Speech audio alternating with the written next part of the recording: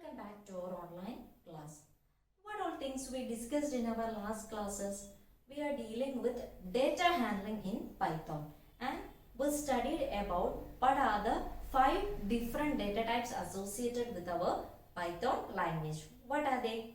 They are numbers, string, list, tuple and dictionary. These are the 5 different types of data types that can be used in our Python program. Today we are going to see about mutable and immutable types. So each of the data types may come under mutable or immutable types.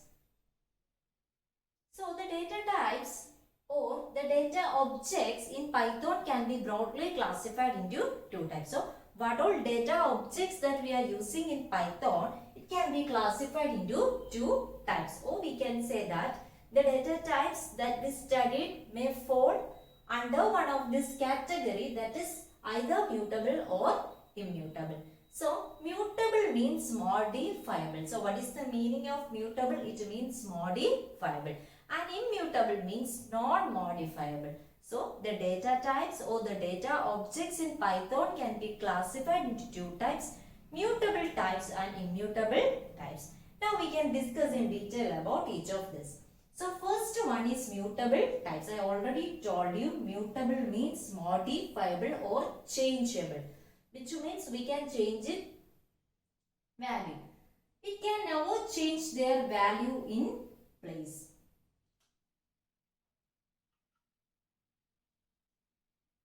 So first one is immutable. Immutable means non-modifiable. And non-modifiable means it can never change their value in place. So mutable means modifiable, means we can change the value in place. And immutable means what? Immutable means non-modifiable, which means we can never change their value in place.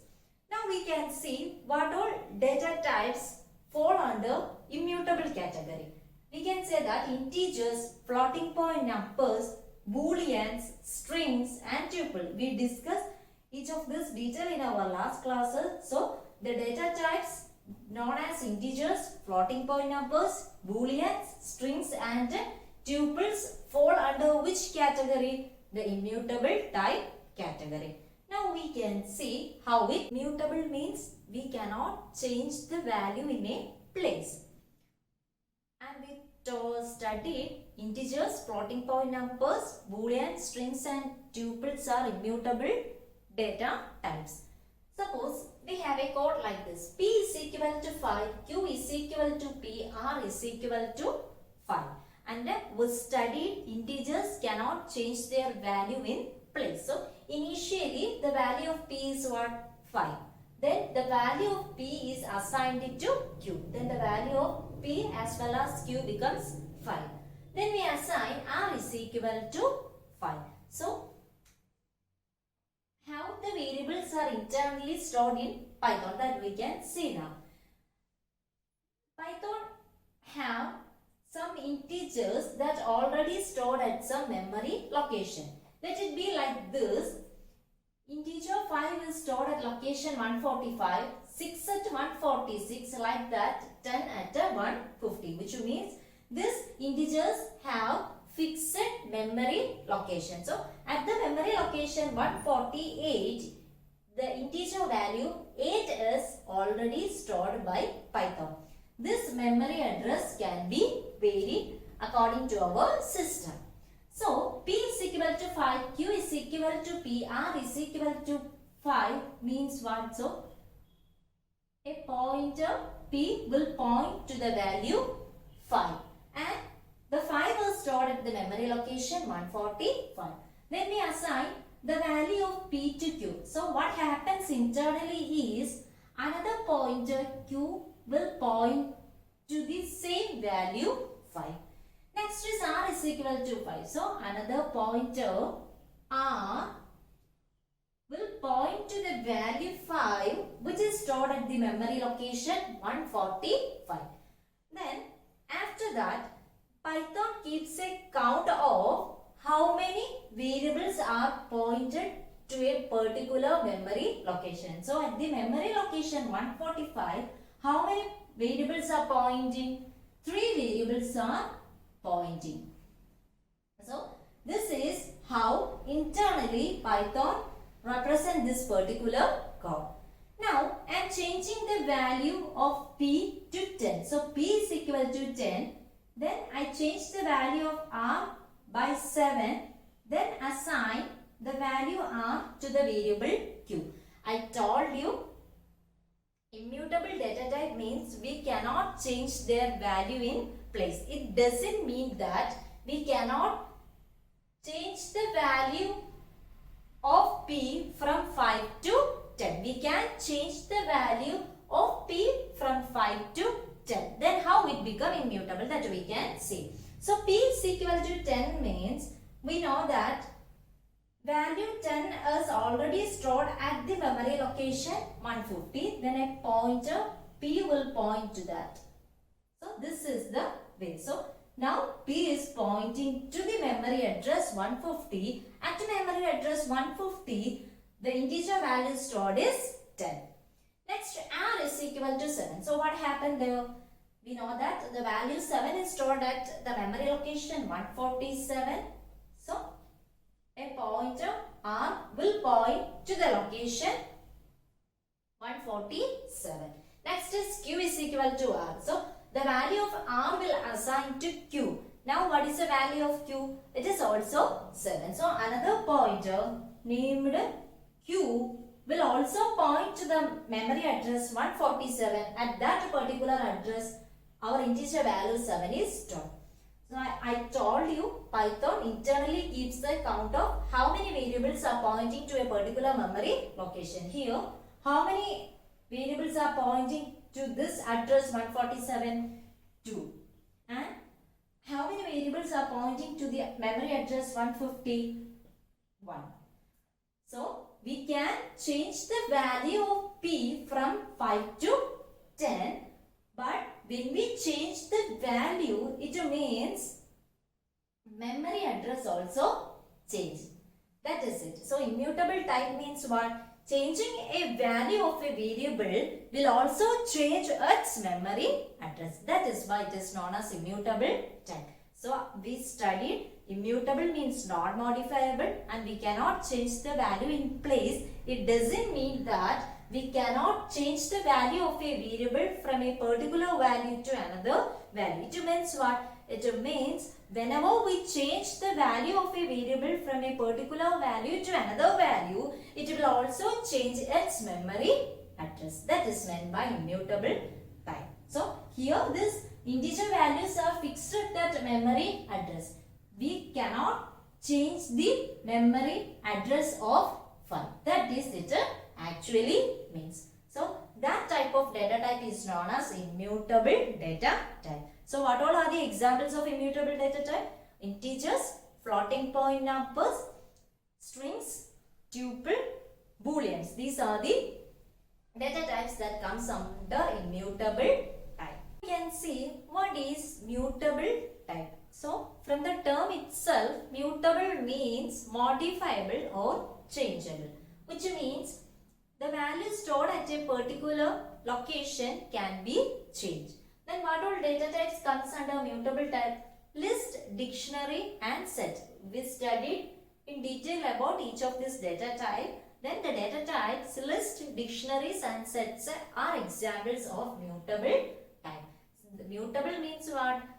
What does it actually mean? It actually means if we change a value at a particular memory location, it will not change its address. So we can change a value in mutable type, and if we change a value at a place, it will not change the memory address. And in case of immutable, if we change a value at a place, it will also change its memory address. So changing value means changing memory address in case of immutable. In case of mutable, if we change value, memory address will be same. Now look at this example. So we studied list is an example of a mutable data type. So here we declare a list named L1. L1 is equal to 2, 4, 6.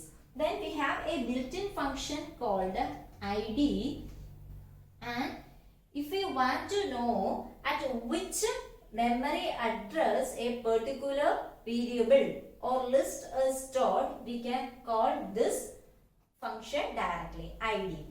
Suppose in our last example, that is p is equal to 5, q is equal to p and r is equal to 5.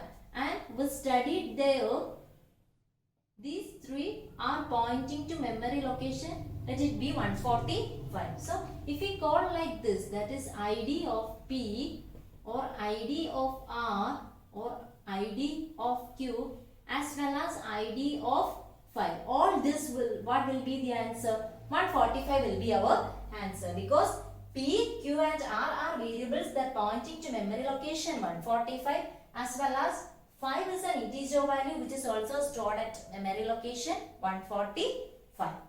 So here in this case, at which memory address this list is stored, that value will be displayed on the output screen. So let the output be 175. So we can say that L1 is stored at memory location 175. Now I am going to change a particular value in the list, that is L1 of 1 is equal to 2, which means what? I am changing the value of this list at which index? At the index 1. In case of a list, indexing start from 0. So 0, 1, 2. So then our list will be changed like this, 2, 2, 6, because I changed the value at the index 1 to 2. Now what is our value of the list L1? L1 is equal to 2 to 6. So here I change the value in a list, which means I changed the value of this particular data object. Now I am going to print the ID of L1. Now we can see whether it changed or not. Whether it changed or not, it will not change. Why? Because it is a mutable data type. Mutable data type means changing the value will not change the memory address. So after changing the value in the list, if we try to print the ID of L1, it is same as before, that is 175. But in our last example, we changed the value of P to 10. After that, if we print the ID of P or ID, what will be our answer? At which memory location the value 10 is stored? Let it be 150. Then 150 will be our new memory address. So that is known as mutable and immutable data type. So immutable data type means what? Changing a value will change the memory address. Mutable data type means changing a value will not change the memory address. Our next topic is operators. In our last chapter, we just mentioned about operators. So what do you mean by operator? Operators means operators are some special symbols. For example, plus, minus, into, that all comes under operators. So operators are some special symbols which are mainly used to perform some arithmetic or logical operations. So another term we need to know about operators is operands. What do you mean by operands? Operands means to which data the operators are performing, that value is known as operands. Now look at this example, 5 plus 3. So in this example, plus is our operator and 5 and 3 becomes our operands. Now it is clear what is an operator as well as what is an operand. So to which value the operator is performing, they are known as operands. Now look at another example, a minus b. In this case, minus is our operator and a and b becomes our operands. So operators are broadly classified into two types, unary operator and a binary operator. Unary operator means in order to perform that operation, only one operand is needed. So in case of unary operator, only one operand is needed to perform the operation. Such operators are known as unary operators. So the next is binary operator. Binary means what? 2. So in order to perform the binary operation, we need 2 operands. So such operators are called the binary operators. So operators are broadly classified into 2 types. What are they? Unary operator and a binary operator. And under which term it is classified? Under the term operand. Unary operator means in order to perform a unary operation, we require only one operand. That is why it is known as unary operator. Next is binary operator. Binary operator means in order to perform a binary operation, it requires 2 operands. So such operators are called a binary operator. So if an operator requires 2 operands to perform the operation, such operators are known as binary operators. Now we can discuss in detail about each of this. So first one is unary operators. Unary operators are again classified into 2, unary plus and unary minus. So the only 2 unary operators are unary plus and unary minus. So now we can see what you meant by unary plus and unary minus or how it works. So in order to perform that operation, we will require only one operand. So look at this example. If A is equal to 5, so what is the value of A? It is 5. Then positive A, that is plus A. So this plus means what? It is unary plus. And suppose I wrote like this 5 plus 3. By looking into the value, we know that here are 2 operands. So it becomes a binary operator. So this plus A means it is a unary operator and this plus means it is a binary operator. So positive A means what? 5. What is the value of A? It is 5. Then positive A or plus sign means that value as it is or that value itself. If A is equal to 0, then positive A means what? It is 0. If A is equal to minus 4, then positive A means what? Minus 4. So unary plus means it will take the value as it is. Next is unary minus. Unary minus means it will take the additive inverse of the value. You may study about this in mathematics. Suppose if A is equal to 5, then what will be minus A? Minus A means it will take the additive inverse of this particular value. So minus A means minus 5. If A is equal to 0, then minus A means 0. So the additive inverse of 0 is 0 itself. That is why it comes like this. Next is A is equal to minus 4. So if A is equal to minus 4, then what is the value of minus A? It is 4. So these are the only 2 unary operators in Python programming language. What are they? Unary plus and unary minus. Then all other operators in Python are binary operators. Now we will see in detail about our binary operators. The second type of operator is binary operator. So what do you mean by binary operators? It requires 2 operands to perform the operation. Such operators are called the binary operators. This binary operators is again classified into these different types. Now we can see what are they. The first type of binary operator is arithmetic operator. Second, assignment. Third, relational or comparison. Fourth one, logical operator. And the last one, bitwise operator. So what all are the binary operators in Python? Arithmetic, assignment, relational or comparison operators, logical operators and bitwise operators. Now we can see in detail about each of the binary operators. The first type of arithmetic binary operators are arithmetic operators. So what are the different arithmetic operators supported by Python? They are plus, minus, into, division, floor division, modulus or remainder, exponentation. You may be familiar with the first 4, that is plus for addition, minus for subtraction, into for multiplication and this for division. So you may be familiar with these 4. Now we can see the last 3 arithmetic operators in detail. So that is floor division. So these 2 forward slash means It is a floor division operator. This percentage simple means it is a modulus or remainder operator. This 2 into means it is an exponentation operator.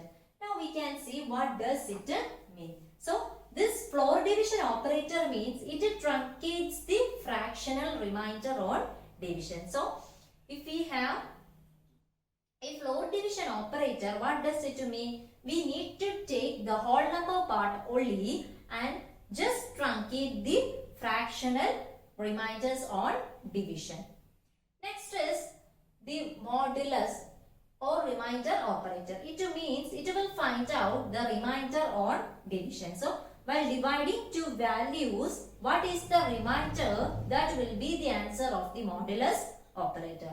And the last one is exponentation operator. It means we need to find out the power value. This will be clear with the help of this example. So 7 floor division 3. So what does it mean? You have to divide the value 7 by 3. What will be the answer? It will recurring like this. So you will get the answer like this. 2.33333, etc. So what does floor division means? What will be the answer of the floor division operator? Only the whole number part, and it truncate the fractional remainder. So we need to take the answer as 2. So what is 7 floor division 3? The answer will be 2. Next is what? Next is modulus or remainder operator. So look at this example, 19 modulus 6. So these two operators are associated with the division operation. 19 modulus 6 means you have to perform the division. So what will be the answer? 3 will be the answer. And what is the remainder here? The remainder here is 1. That will become the answer of the modulus operator. Modulus operator means its answer is what is the remainder on division. So what is 19 modulus 6? The answer will be equal to 1, because while dividing 19 by 6, the remainder is 1. Next is exponentation operator. Exponentation means what? That you may know. You need to find out the power. That is 4 into 3 means 4 raised to 3. What is 4 raised to 3? It is 4 into 4 into 4. What is 4 into 4? It is 16, and 16 into 4, it is 64. So the answer of the exponentation of 4 into 3 is 64. So these are the arithmetic operators. So what are the different arithmetic operators in Python? Addition, subtraction, multiplication, division. That all you may know. And today we studied the other 3 arithmetic operators in Python, that is floor, division, modulus or remainder operator, and exponentation.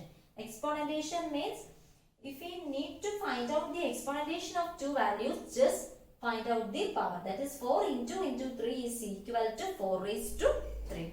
Next is floor division. Floor division means divide the value and take the answer as whole number part only and truncate the fractional remainder part. Next is modulus or remainder operator. What does it mean? It means perform the division operator, and what is the remainder of the division operation? That will be the answer of the modulus operator. Get a question. X is equal to 5, y is equal to 4. Now we are going to perform the entire arithmetic operators on these operands, that is x plus y, x minus y, up to x into y. So what is x plus y? Perform addition. So our answer will be 9. X minus y means 5 minus 4. Our answer will be equal to 1. Next is x into y. What is 5 into 4? 20. Next is x division y. So 5 divided by 4. What is 5 by 4? Our answer will be equal to 1.25. Next is x floor division y. X floor division 5 means take the whole number part of the division operator. That is 1 will be our answer. Next is x modulus y. X modulus y means perform the operation 5 by 4. And what is the remainder? Here 1 is the remainder. That will become our answer. So 1 will be our answer. Next is x into y. So what is the value of x? 5 into 4, which is equal to 5 raised to 4. So our answer will be equal to 5 into 5 into 5 into 5, which is equal to 625. In this way, we can find out the answer of the arithmetic operators.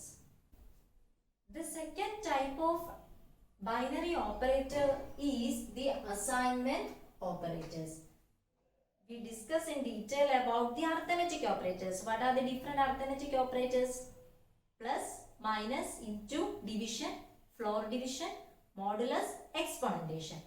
If we give an equal to sign to each of the arithmetic operators, then we will get our assignment operators. That is, plus equal to, minus equal to, into equal to, division equal to, floor division equal to, modulus division equal to, exponentation equal to.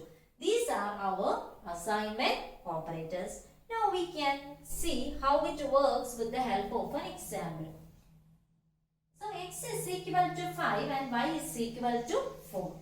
Now x plus is equal to y, which actually means what? X is equal to x plus y. Perform the addition of x and y and the answer will be assigned to the variable x. That is the peculiarity of the assignment operator. So x plus equal to y, it actually means what? X is equal to x plus y. So take the first operand. So the first operand is equal to the operation of the next two operands. So x is equal to x plus y, which means what? X is equal to 9.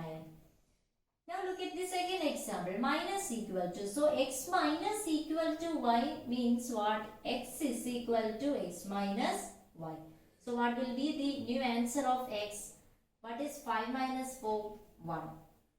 Next is x into is equal to y. It means what? X is equal to x into y. So what is x into y? It is 5 into 4. So x is equal to 20 become our answer. Next is x division equal to y, which means x is equal to x division y. That is x is equal to what is 5 by 4, 1.25. So this is the way we need to find out the answer of the assignment operators. Next is x floor division is equal to y, which means x is equal to x floor division y. That is x is equal to 1. Next is the modulus operation. So x modulus equal to y means x is equal to x modulus y. So what is the answer of x? That is x is equal to 1. Next is x exponentation equal to y, which means what? X is equal to x into y. That is x is equal to 625. So this is the way the assignment operators work. So generally a plus is equal to me means what? A is equal to a plus b. If it is like this, b minus equal to a, which means what? B is equal to b minus a. So remember this. This is the way the assignment operator works. So what all things we discussed today? We discussed about the mutable and immutable data types in Python. Then we studied about operators. It's broadly classified into two, unary and binary. Unary plus, unary minus. Binary operator is again classified into different types. And today we discuss about the first two types of binary operators. What are they? Arithmetic operators and assignment operators. So the next binary operators we will discuss in our next class. That's all for today. Thank you.